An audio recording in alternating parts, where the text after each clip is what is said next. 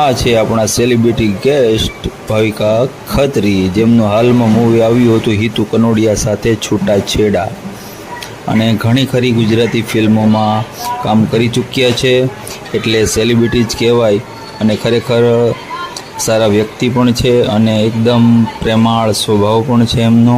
એમને મળીને ઘણો આનંદ થયો અને એમની સાથે બે પલ વાતો કરી, ખરેખર ખૂબ જ મજા આવી. અને હવે એ ટેસ્ટ કરીને કે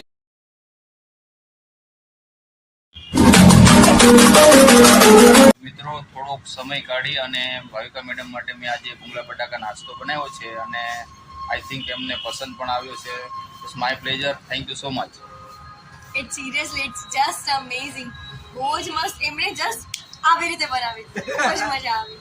test wise just awesome. Thank you. અને આ છે આપણે સંજયભાઈ દરસરિયા, તમે જાણો જ છો સારી રીતે. એમનું આ રજવાડું ગાર્ડન રેસ્ટોરન્ટ છે.